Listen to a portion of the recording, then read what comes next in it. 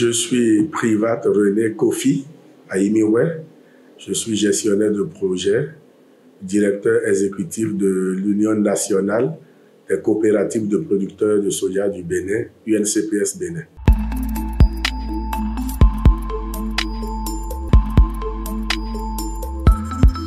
La difficulté première que nous rencontrons, c'est que c'est un kit complet d'intrants que nous mettons en place, mais actuellement, il n'y a plus sur le marché de l'engrais NPK. Donc, le producteur actuellement n'a plus le kit complet. Il a de l'engrais K2SO4, mais jusqu'à présent, on n'a plus sur le marché de l'engrais NPK. Donc, c'est une difficulté sérieuse parce que la composition du kit garantit d'une manière ou d'une autre un bon rendement à la fin. Deuxième chose que je voudrais aborder, vous l'avez bien dit, c'est par rapport au lot tribut que les producteurs, pas seulement ceux du soja, payent aux effets néfastes des changements climatiques. Vous avez constaté avec nous, on n'a pas besoin d'être producteur avant de le savoir, l'inégale répartition des pluies, ce retard que nous accusons aussi, et les poches de sécheresse que nous observons déjà en début de campagne sont autant de difficultés auxquelles les producteurs et productrices sont déjà confrontés en ce début de campagne 2023-2024.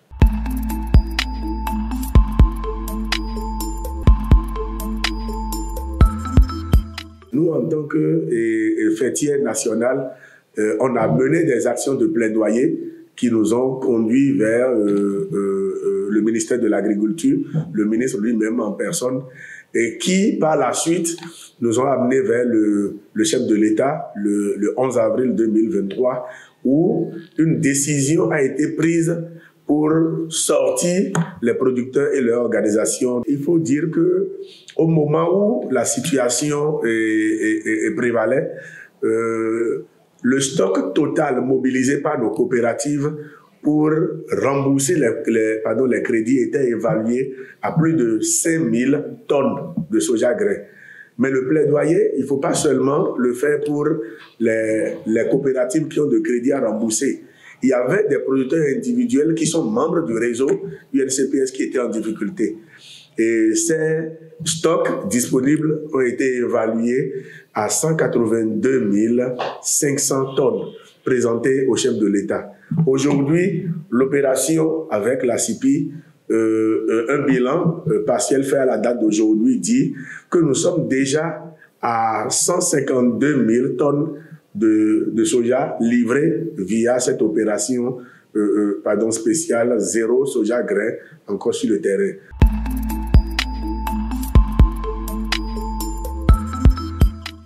L'accompagnement qui est fait, c'est un accompagnement qui est basé sur l'identification des besoins spécifiques du producteur en tant que producteur de soja et l'identification des besoins spécifiques de son organisation qui est la coopérative. Donc, les thématiques d'encadrement développées sont fonction des besoins identifiés au niveau des acteurs. Mais nous développons plus des encadrements liés à former le producteur à gérer son exploitation comme une entreprise. Les formations liées au fameux business school, les formations liées aux bonnes pratiques agricoles.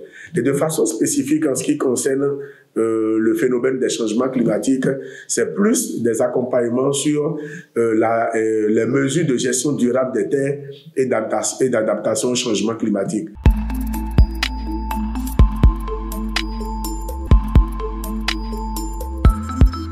Lorsque nous prenons la campagne 2020-2021, la superficie totale emblavée sur le plan national est supérieure à 203 000 hectares pour une production totale de plus de 253 000 tonnes.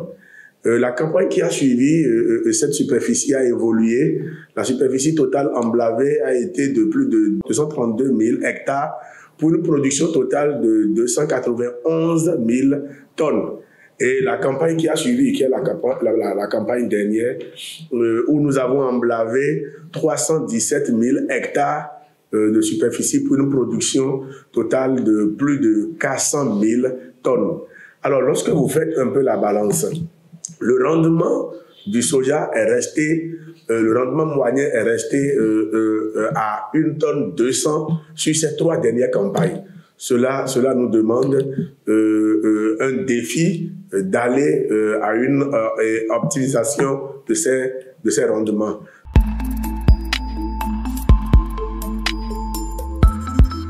Ces opportunités sont liées à l'engagement d'abord des acteurs. Vous n'êtes pas sans savoir que la filière soja a connu une nouvelle structuration des acteurs.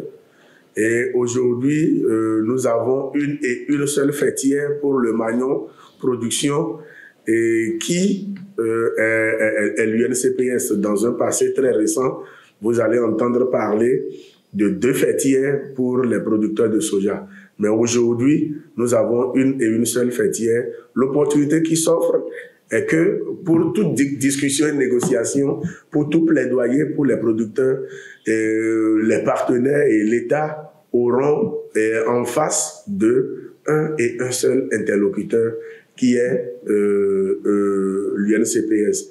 Au-delà de ça, autre opportunité qui s'offre, c'est la création récente de la fêtière des transformateurs et transformatrices de soja.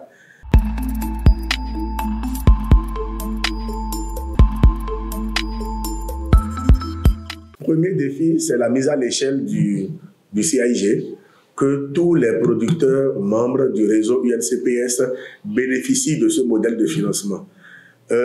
Deuxième défi, il est lié à la mécanisation même des travaux sur l'exploitation. Et aujourd'hui, nous envisageons descendre tout ce qui est services intégrés et les focaliser au niveau des organisations de base, donc les coopératives qui doivent jouer le rôle d'un potentiel agrégateur pour les membres en ce qui concerne tout ce qui est services intégrés à rendre à leurs membres. L'accès à tout ce qui est équipement et agricole, n'oubliez pas que cela a conduit à la mise en place d'un personnel conséquent. Aujourd'hui, au sein du dispositif UNCPS, au niveau du personnel technique, nous avons un département dédié au CAIG qui est dirigé par un coordonnateur national CAIG.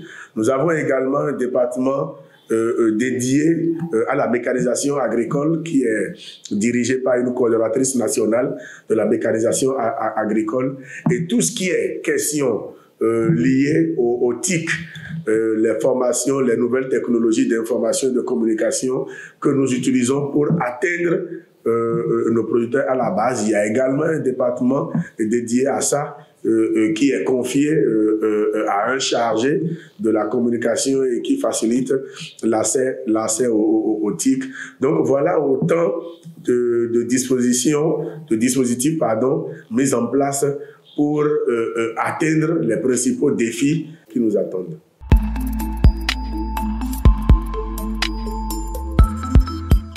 À l'endroit des producteurs de soja, je vais juste leur dire que les défis qui nous attendent sont grands et pour les relever, nous avons l'obligation de nous mettre vraiment ensemble et de travailler la main dans la main. Je voudrais demander aux producteurs de soja de ne pas simplement se fier aux difficultés que nous avons rencontrées la campagne dernière. À l'endroit des dirigeants de l'UNCPS que je voudrais saluer au passage, je voudrais leur demander de ne pas baisser les bras et d'augmenter le sens de sacrifice dont ils font montre actuellement et d'accompagner l'équipe technique qu'ils ont bien voulu mettre en place eux-mêmes. Et à l'endroit de l'État central, je voudrais que l'UNCPS soit plus impliqué dans les instances de prise de décision afin que nos préoccupations soient vraiment analysées de façon participative